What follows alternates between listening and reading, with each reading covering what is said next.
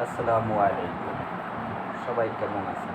আশা করি ভালো আছেন। আমি এবার ঈদের জন্য প্রবাসীদের উদ্দেশ্য করে একটা ভিডিও তৈরি করলাম। সেই ভিডিওটা হচ্ছে যে যারা প্রবাসে থাকে তাদের উপর একটা প্রেশার সৃষ্টি হয়।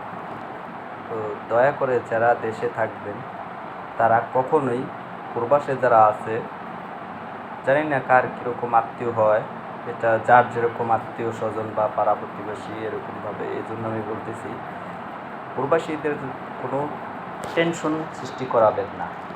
টেনশনটা হচ্ছে যে আপনার টাকা লাগবে, বা এবার আমি কোরবানি দেবো, অনেকে বলে কোরবানির কথা, অনেকে বলে টাকা লাগবে হাত খরচে, আমার এইটা লাগবে ওইটা লাগবে।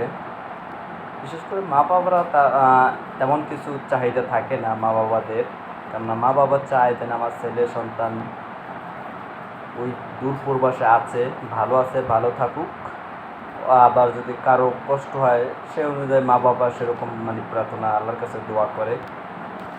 আল্লাহ সবাইকে হেদায়েত দান করুক। তো আমি বলতে চাচ্ছি, বিশেষ করে প্রবাসীদের যদি বিয়ে করে যায় তাদের স্ত্রীরা প্রেশার সৃষ্টি করে। এই ধরনের প্রেশার সৃষ্টি না করে আপনারা বুঝের মাধ্যমে, ভালোবাসার মাধ্যমে তাদেরকে বুঝান। যদি তাদের কাছে টাকা থাকে অবশ্যই দেবে। তারা দেশের জন্য টাকা কামাইতে বিদেশে চলে গেছে, অচেন দেশে। এই জন্য আমি বলতেছি তাদের উপর কোনো প্রেশার দেবেন না। আশা করি আপনারা আমার ভিডিওটা ভালো করে বুঝছেন। যদি আপনাদের কাছে ভালো লাগে ভিডিওটা কমেন্ট করে জানাবেন, আর নতুন নতুন ভিডিও পেতে আমার এটা লাইক দিয়ে রাখুন এবং শেয়ার করুন, অন্যজনকে দেখার এবং শোনার সুযোগ তৈরি করে দেন।